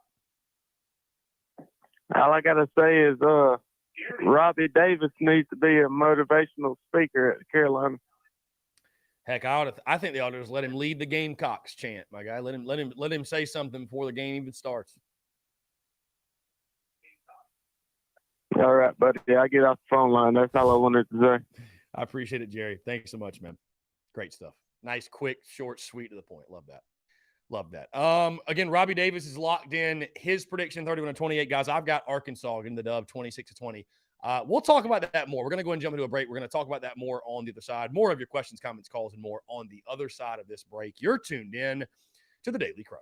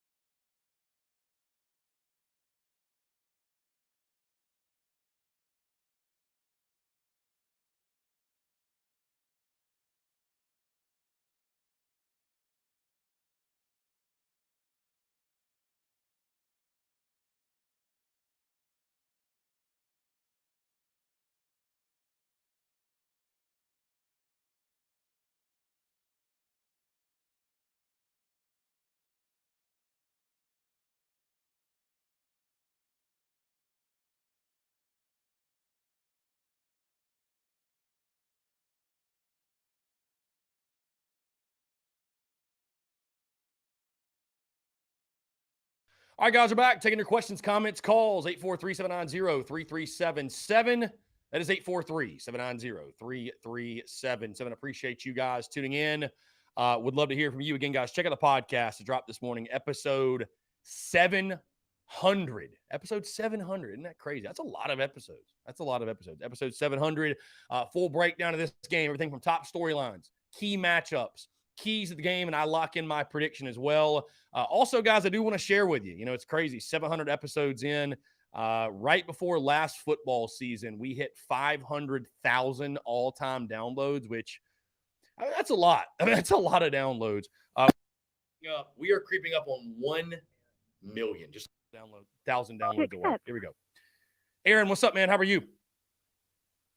I'm doing well. It's the day before another game day, so anytime I can look forward to another Carolina kickoff, it's always a good day. Yeah, man. Hey, we only get 12 of them a year, man, or 13, I guess, but enjoy it. What's up, man? What's on your mind? Well, obviously, just like just about everyone else that's been calling, I've been reading comments and thinking in my head, and I got to be honest with you. There's a game from last season. The more I think about this game, that kind of strikes me as a similarity to this game against Arkansas tomorrow, albeit we played this team at home. But I can't help but remind myself of the Kentucky game from last season, man. I don't know. I could see it being a close, low-scoring game if the defense holds.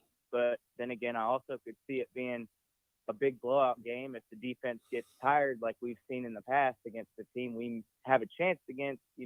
Obviously, if the offense can't let the defense rest, I don't know, man. I see a lot of possibilities for tomorrow. That week one for both teams didn't really give us clarity on what might happen this week. Yeah, no, I agree with you. And that's one of the reasons I'm so intrigued for tomorrow is, again, I'm if you listen to the podcast today, I mean, I'm extremely excited. My adrenaline will be pumping as we get closer to kickoff and we go into kickoff. And it's just a great opportunity, and it's a winnable game. It's a toss-up game, and the way it changes the outlook of your season if you win, it is truly there. I feel really good about 2 of 3 facets of the ball game, right? Defense and special teams. Yeah, I feel good that we can at minimum hold our own, if not win. But the problem is you just can't count on 2 blocked punts a week. That's the problem. So that's most likely. I mean, Arkansas, I think, would have to be just incompetent to allow us to block a punt. Either that or we are literally the greatest special teams unit in the history of football. So they're going to – listen, they've watched film all week. I would assume they're going to do everything in their power to make sure we don't make a game-changing play on special teams, which we might still very well do that. And if we do, you know what? It really is being a ball to the freaking moon, right? Whatever. But most likely, offensively, you're going to have to play well to win. So that's the question. That's what it all comes down to. It's interesting, my man, and I don't want to sound like flip-floppy or whatever, but to your point, I could see that there's reasons to believe why Arkansas ground and pound. We can't stop the run. We can't do anything with the offensive line. They could pull away, beat us 34-20, like Jake Crane was saying.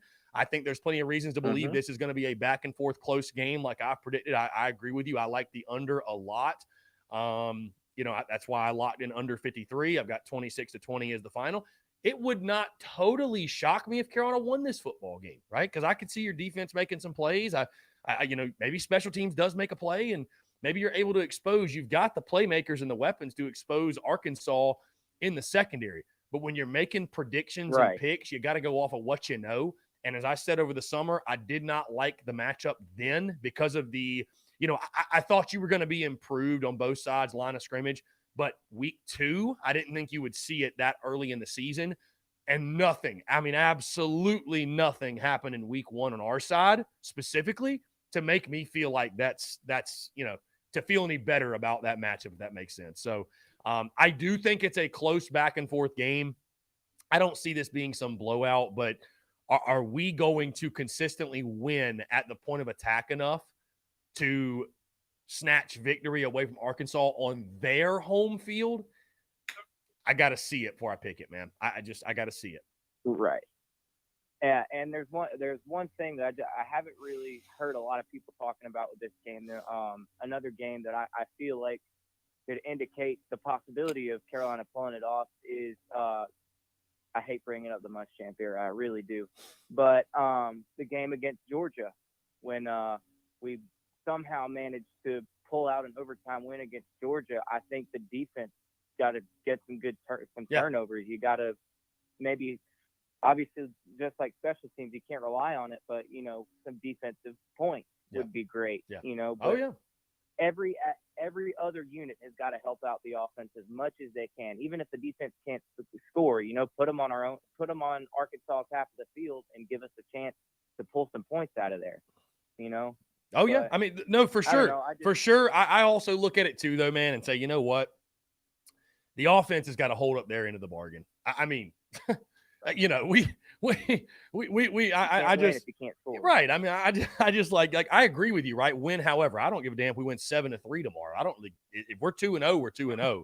But God, man, I mean, for the love of God, dude, like you added all the pieces you added, like, come on, bro. Like your defense, I think, is going to give you a shot. Your defense is going to give you a shot. Special teams is going to give you a shot. Offense, stage is set. You need to perform, man. Bottom line. So you got the pieces there. Again, Arkansas is reeling in the secondary. Why not? Let's see if it can happen. Maybe it is a high scoring game. I know Josh Pate out there. He's got the over 53. So maybe it is a higher scoring game. And I saw a statistic, by the way. Get this. I saw a statistic. And granted, I think this is a little skewed because, I mean, we haven't played them in a while and the teams were different. But get this. Right. The last 8 winners in the South Carolina-Arkansas series. So, again, you think last times they played have been 17 and then 2013, 12, 11, 10, whatever. So, much, much different teams. But the last 8 winners in this series have scored at least 33 points. So, the last 8 straight games, the winner of the game has scored 33 or more points. I fear if we have to do that, and because I was asked, hey, history says we need 33 or more, do you think we'll get it? I don't see any chance. Nope. Just until I see differently, I don't, unless it's like 2017 where we have 2 pick sixes or a scoop and score. I don't. Offensively, after scoring 2 touchdowns against Georgia State, you want me to believe all of a sudden we're going to have a breakout game against a way better football team? You'll have to show me first before I give you that type of benefit of the doubt. Right. Yeah, I'm kind of like you on that one. My prediction isn't far off of yours. I got 28-24 Hogs, to be honest with you. But who knows? Anything can happen, man. Yeah, anything. Hey, look, and that's the beauty of it, man. I mean, again, and I make sure to tell people, hey, listen, if you're new here, I'm hoping I'm wrong, but I go through it on a week in, week out basis. I pick what I think is going to happen. I don't wear the garnet glasses. This isn't the show to come to. And I'm sure you probably already know this. If you're calling in, you've probably been following for a little bit, but there's a lot of people, I know there's a lot of people that are tuning into TDC for the first time, or they're just finding the Spurs Up show, which is awesome. But I'm not the dude to tune into if you just want to see somebody picking the Gamecocks blindly to win every week. But the key is I want to be wrong. I'm going to wake up tomorrow. Dude, I'm just going to, I'm going to throw it out there. To hell with it. I'm literally bringing the hog pack to Carolina Ale House. What is the hog pack, you might ask? The victory cigar for if and when we beat them. Yeah, me doing that ain't going to have no impact on what we do on the field. So I'll just throw it out. That's the kind of guy I am. I'm going to make a realistic prediction, but I'm going to show up to Ale House or Willie B with all the hopes and dreams and garnet and black blood running through my veins, praying to God we get a win. You know what I mean? Dude, I want people to understand it's not, I don't want to be right. I don't want to be right. But again, did not love the matchup in the preseason. Saw week 1. I mean, if let me just put it this way. If Carolina goes out there tomorrow, if the O-line plays well and we have an offensive explosion, that will be great. But it will go against everything that we've seen to this point. So it will be a surprise, no doubt. But maybe, again, there is this massive jump from week 1 to week 2. Maybe the offensive game plan was tempered down that much. I find it hard to believe, but maybe it was. And maybe we see more so the true version of this football team tomorrow. I mean, maybe we do. And we've seen it before. South kind of looks sloppy in openers and go out the next week and look like a different team. So that's what's so intriguing, right, is is the way this Yep, season that's builds why in the you start to beginning. play every week. Yeah, it's week 1. Then we're going to learn a lot more about this football team this week. Then we're going to learn a lot more about them when they play Georgia. So, it would, and it excites me. I know I'm rambling here to you, but it excites me tomorrow because the implications, if you do win, of what it will mean for you, they're massive. You know what I mean? They're massive. So, yeah, big opportunity tomorrow, man. Yep, tomorrow's Gamecock Football 101. We got to see what we got. But appreciate you for taking my call, and always good to hear from you, Chris. Appreciate you, man. Thanks so much for the call, my friend. Call in anytime. Really, really great stuff. And yeah, I wanted to make that point, man, because we got a lot of folks. We're having new people jump on and follow us every day, and I put this out on Twitter. I mean, I want to make it clear, man. I picked Arkansas to win the game. Our A1 quality, A1 Air Quality Consultants. Shout out my guy Dallas with A1 Air Quality Consultants. Your new favorite segment every week, the Lead Pipe Lock of the Week. Lead Pipe Lock of the Week. I picked Arkansas to win 26-20, and obviously I hope I'm wrong. I mean, I picked this to go 8-4 in the preseason. I hope I'm wrong. Hope we go 15-0, right? But when you're making picks, you got to call it as is. And I think this football game, I look at this football game tomorrow. Again, I think we will show improvement from week 1 to week 2. I really do. I think we show improvement from week 1 to week 2. Are we going to be good enough consistently on the line of scrimmage on both offensively and defensively for 4 quarters to go on the road in the SEC against a Sam Pittman coach team and beat them? I don't believe so. Until I see it, I don't believe it. I think this is a toss-up game. I think it's a great back-and-forth ball game, but I've got to see us win at the point of attack. I need to see it. So 26-20 Arkansas, that's what I'm locked in with. 26-20 Arkansas. That's what I'm locked in with. I'd love to hear you guys, your thoughts. What are your predictions for tomorrow's game? It would, I'll tell you this, it would surprise me slightly, but it wouldn't shock me if the Gamecocks won. Again, I'm listening, is it a toss-up? I think more so it would just shock me if the O-line played well. It really would. At this point, guys, you know where I stand on the offensive line. And listen, guys, I think what people misinterpreted this week, my thoughts on the offensive line were not what I said about them. It was not to even throw shade at them. It was not to put them down. Right? I didn't say they were bad people. But as a fan, and we all are fans, we have no control over what happens. I'm just choosing to not set unfair and unrealistic expectations for the offensive line to get my feelings hurt every week. You know what I mean? I'd rather go into tomorrow with basically no expectations of the O-line. And you know what? If they play well, I'm pleasantly surprised. And if they don't play well, like they've done so many times over the last year and a half, basically 2 seasons, then you know what? They just met expectations, and it is what it is. And, hey, the good news is reinforcements, help is on the way, right? Help is on the way. We are recruiting some top-notch, top-quality offensive linemen. That is the good news. That is the good news.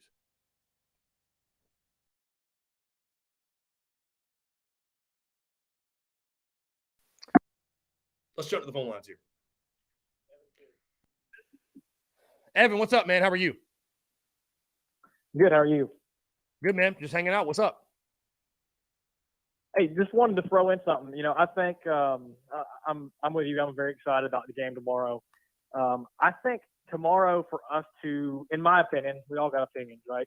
In my opinion, I think for us to stand a chance tomorrow at really pulling this off, I think Dakereon Joyner is going to be a big part of that. I'm just going to go kind of wild and just say that. I think that if we win this game tomorrow, it's because Dakereon came in and we ran some kind of offense like we did in the Duke Mayo Bowl. I'm not saying as much as we did because we actually have a quarterback this year. But I think that he could be a good part of it where, you put him in, and when Dakereon walks in and takes a snap, everybody thinks, okay, he's going to run the ball.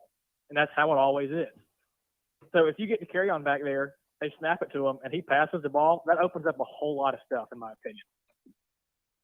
Yeah, it'll be interesting to see if they use him. I mean, obviously, he didn't even take a snap last week, and I know he was hurt or whatever, but I I was very surprised to see that because I guess we had heard nothing. And I mean, Beamer hasn't updated his status this week. So, I don't know. I mean, I think here's what I think because I know Dak Joyner is a very polarizing player and how he should be used. And I just say this: use all resources you have at your disposal to score points, bro. I don't care if Dak Joyner took every snap at quarterback, as long as we win and score, whatever. You know what I mean? Like, do whatever you got to do. Don't leave any stone unturned. Don't leave any playmaker on the bench. If there's guys that can help you. And again, we saw the Duke's Mayo Bowl, and I know that kind of irked some people that, Dak Joyner didn't even step on the field last week, which again, dealing with a calf injury, that's what we found out. But he's obviously got a skill set. Whether you think he's a quarterback, whether you think he's a receiver, whether you think he's just an athlete, right? He's got a skill set. So, yeah, I mean, if you can use him, if there are opportunities to use him, then most certainly I think you do so, and that's on Satterfield. That's what he gets paid to do. So, I mean, dude, if you can get Arkansas off balance and, get the football in Dak's hands and, like I said, that could play a major role in the game for sure. I mean, if you're a defensive coordinator and you see Dak come in and take a snap, your initial thought is he's going to be a run play. And that's just what we've seen mostly out of him until the Duke's Mayo Bowl. So having him throw the football really kind of opens up a whole other can of worms for an opposing defensive coordinator to try to figure out. Yeah, I mean, I'd love to see it. Switch it up. I'd also would like to see. Yeah, and I also like to see Spencer Rattler in space more, kind of rolling out of the pocket, looking downfield. I think we got out. If I go back to the other the Georgia State game, we came out early on with a hurry up, and I felt like we moved the ball well for the first 15 seconds of the game. I know it's a short period of time, but we ran 3 or 4 plays in the first 15 seconds of that game and kind of got to around that just almost midfield area and then started going back to the huddle, and it just kind of slowed back down. And but the times we saw Spencer Rattler get in space and create something with his legs and throw the ball down the field, it was good. So I would like to try to see us roll Rattler out and try to find an open guy. I mean, I think that's going to be those two pieces are going to be a huge part of success if we have it this week. Yeah, no, I agree with you, man. Getting Spencer Rattler out of the pocket, and again, we all know the issues up front. I feel like I'm just beating a dead horse again, but we all know the issues up front. So yeah, getting him outside of the pocket for sure, getting creative with that. I loved what I saw from him throwing on the run. So I think you use that to your advantage, man. You put pressure on that Arkansas secondary, and I think that's where the game will be won, man. I just, I hate to think you got to throw it 40 plus times to win, but dude, that might be the game plan. That might be what you have to do. And again, like we all said, I don't give a damn how many times you throw it. I don't care if you throw it 70 times. As long as you win the game, do what you got to do. So I think being stingy in the run game, trying to be stingy in the run game, I don't. You take what the defense gives you, and again, I think that if that's throwing the ball 40 plus times, but I agree with you. Moving Rattler outside of the pocket, definitely think that is the. I think that's the move offensively. Putting him in the best possible position to be successful for sure. Yeah, so I'm just looking here. I just see an article that was posted 34 minutes ago. It says Arkansas announced that both of their starting people in the secondary there are going to be doubtful for tomorrow's game. Yeah, Catalan and Slusher, two big-time guys. I mean, you should be able to have some success, no doubt. So if we don't throw that 15-yard slant route down the field and try to create space down the field a little bit, if you hear a news story about somebody jumping off the roof over a football game, that's going to be me, because I'll be so pissed if we don't try to attack where they are, where their weakness is. That's something that we've seen, and I haven't given up on Satterfield yet, but that's something that we've seen a lot is, you go to a defense and they have a weakness, and you'll see them hit a 15-yard out route or a 15-yard slant in the middle of the field or something, and it's like, okay, wow, that worked well, and then it's 3 quarters before we go back to it again. So if something works tomorrow, I hope we stick with it. And with that, I'll leave you with it, and I'm going to hang up. I appreciate it. Yeah, I appreciate the call, my man. Thank you so much for the conversation. Really, really great stuff. Really good stuff there. No, for sure. Guys, 843-790-3377. That is 843-790-3377. Guys, time is flying by here on this Friday, but we're going to jump into one final break, but I want to continue to hear from you. More of your questions, comments, calls, and more on the other side. You're tuned in to the Daily Crow.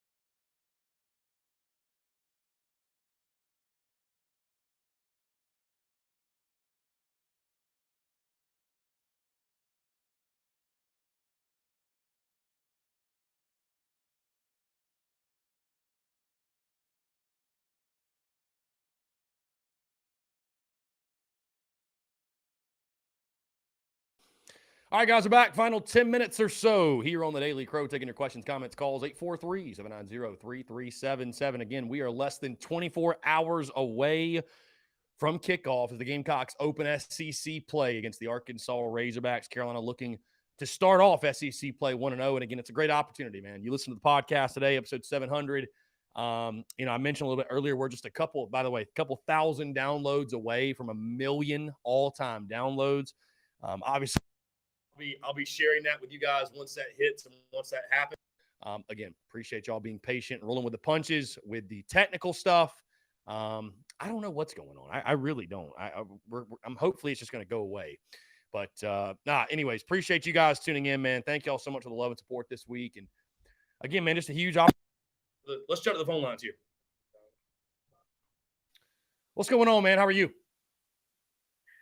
I'm doing Say it again. Sorry, I lost you. about 3 o'clock. You cut out, man. What? Say it again. My bad. Cut that out. Or yeah. I'm doing better than those Arkansas slapdicks are going to be doing. The Arkansas slapdicks, indeed, my friend. Indeed. Yeah, we're going to be eating pork chops and fatback at about 3 o'clock tomorrow. I love that. Hey, the menu sounds delicious, my friends. But look, man, I went to the game Saturday and I left just like a lot of people, kind of pissed off. And then I went back and rewatched the game, and I seen a lot of what Garcia said, where Rat could have stepped up in the pocket when some of the pressure was coming off of the edge, and they didn't pick up a couple of blitzes. And one thing that nobody is talking about is how we were sleepwalking on them until they took the lead. And then the offense went right down the field and scored. And then we start blocking punts. And, I mean, it was like we were sleepwalking. We were sleepwalking. So do you think we were do you think we were sleepwalking in the sense of like not taking them seriously or what? Yeah. Yeah. And see, like, bro, I just if you want my honest opinion, man, I think that's a really, really bad excuse for when you play like shit. I talked about it a couple of days ago. I think it was yesterday, the footballisms and the excuses we make for why our teams. Dude, Sam Pittman said it in his press conference about, they asked him about, are you worried about an 11 a.m. start? Teams tend to lose. You know what he said? He said, that's just an excuse. That's just an excuse you'll make when you lose. So, dude, let me put it to you this way. If it took us going down 13-12 to get fired up to play and take them seriously, that is a whole other issue in itself. So that's why I don't understand, bro, the whole argument of, well, we just didn't show the playbook, bro. I'll tell you this, if we only ran 10% of the playbook, then we should throw that 10% of the playbook in the fucking garbage. So I just, bro, I don't buy that. I think that's I'm not trying to throw shade at you. I think that's a bad excuse, man. Well, we just weren't taking them seriously. Like, well, what do you even mean? Like, bro, you're playing a college football game in front of 80,000 people. What do you need you need somebody to kick you in the ass to get excited? I don't buy that, bro. I think we played I think we played like shit. I think that's what happened. We just played like shit. So ain't no other way to put it. I think it took them going up to kind of wake them up and say, hey, knock her out. We need to. But again, it goes back to my point, bro. If you're sleepwalking through your season opener, bro, that's a whole other issue in itself. You know what I mean? That why is that the case? Why would you be sleepwalking through your damn season opener through the first half? You're telling me being up 12-9 wasn't or whatever. What was the score? 12-7, or I don't even remember. Whatever it was. Being up by 5 points at half wasn't enough to stop sleepwalking through the game. That I don't let me tell you, I just don't want to believe that's the case. Because if that's the case, that's a slapdick move in itself. That's a slapdick move right there. I hope and pray to God, and it's the coach's job to get them fired up to play. Coach's job. Yeah, that's right. So if you're hey, go sleepwalk tomorrow. You're going to get your ass beat.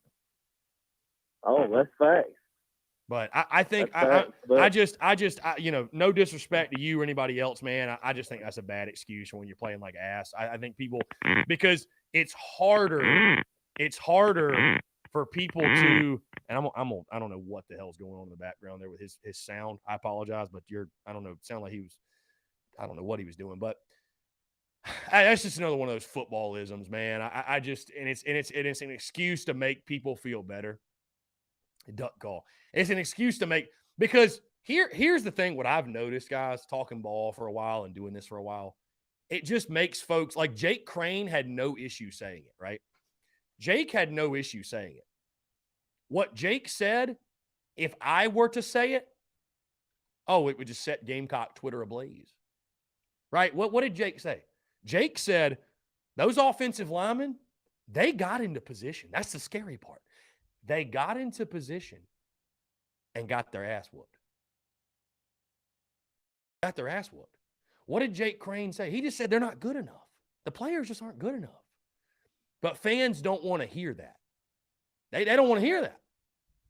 Right? They don't want to hear that. Fans don't want to hear, hey, Jovan Gwynn's just not a very good player. At this level, at the SEC level, he's not a very good player. Vershawn Lee, not a very good player. I'm not trying to single guys out, but like, if we're talking about harsh realities, I'm not saying they can't play good football at some point, but over the course of the long haul, there's a reason we're recruiting the guys we're recruiting. Now, granted, I think it's on the coaches to scheme the best possible position, but that's what Jake's say that most people To want. accept, press 1. Will, what's up, man? How are you? No, I'm just sitting here like this motherfucker's spitting right here. Like, preach for the choir, bro. I'm telling you, like, I for you to say that they took them lightly or that they, you know, that's saying Beamer didn't have them ready, and I don't believe that. I think Beamer, they knew what they were in for. They came into that game ready to play. You know, I just think that there were some places that we got beat at. Yeah. I mean, it's as simple as that.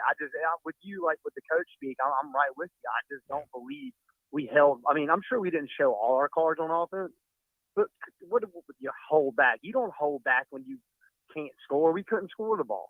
Yeah. You think they're still over there like, we're good, dude? You know what I mean? Like, I don't get that. Yeah, and I mean, I think too, like the whole, like we were sleepwalking and we weren't fired up. And bro, I'm gonna tell you this, because let me just say this: if you're not fired up to play and you're playing for an SEC school, season opener, packed house, and you're now getting paid with NIL, well, I'm gonna have a problem with that, my guy, because.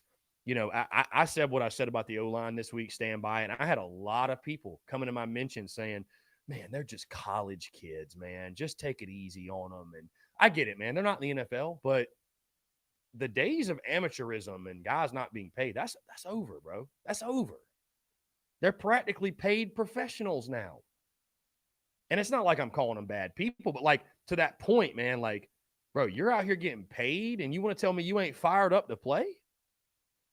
I that can't fly with me, bro. That can't fly with me. I can't live with that excuse. I refuse to believe that excuse. I do. I can deal with you didn't play well. I can deal with you not good enough. Man, you're doing more harm than good using that excuse, because that ain't gonna fly with me, bro. That we just weren't fired up to play. To hell with that. If somebody's writing you a check, you better be fired up, ready to go. And anybody that was in that stadium knows they were ready to play. I don't doubt that. Yeah, I think Beamer had this football team ready to go. I think execution. I just think execution wasn't there. Right. Yeah, absolutely. And the other thing is the two excuses I don't like is that we weren't ready, / we held stuff back, and it was week 1. Because we've said it a million times. That offensive line's been together a long time. This ain't week 1 for them. Yeah. So that's no excuse. And I think they can play better. It's not like I don't dislike Glenn or any of those offensive line. I think that some of them have potential to be better than they're playing. Oh, but We're just calling what we're seeing. Yeah. That's all we're doing. Yeah. We're just calling it how we're seeing it. Yeah. You know what I mean? And that's it. Yeah. But And anyway, with that being said, man, I listen, I'm extremely excited for tomorrow. I think week 1 to week 2 we will improve. I'm not picking us to win. Obviously, I don't know that we will improve enough to go beat Arkansas, but you never know, man. So I mean, it's a great opportunity. I mean, it really is all you can ask for. And I think we've got the pieces to win. It's just all about at the point of attack. Can we win consistently enough to give us a real shot to do so? yeah, I mean, we got the horses, man. We got some guys in places. We're not quite there SEC wise on the line, but we're good, and we're good enough to win. And we got some talent on the outside and the running backs. Hopefully, we can play a little bit better this week. Yeah. But yeah, that's it, man. I'll hang up and listen, bro. Later, man. Will, I appreciate it, man. Thanks so much, Will. Guys, with that, we've hit 2:00. Really interesting finish to the show. With all that being said, check out the podcast that dropped this morning, episode 700. I am excited. I am fired up going in tomorrow. Hey, there's issues from week 1. Everybody's got issues from week 1, though. And it's exciting that, you got an opportunity starting off SEC play, get it figured out, get a huge win. This time tomorrow, it's 2:00 right now. This time tomorrow, we might be chilling, hanging out, happy as hell that Carolina's up by 14 points on Arkansas. You just never know. You never know. So I've got 26-20 Hogs, but I think it's a toss-up. I think it's a winnable game. I think if nothing else, man, it's going to be back and forth, a lot of fun. And again, to hell with what I pick. To hell with what I pick. Let's go beat Arkansas's ass.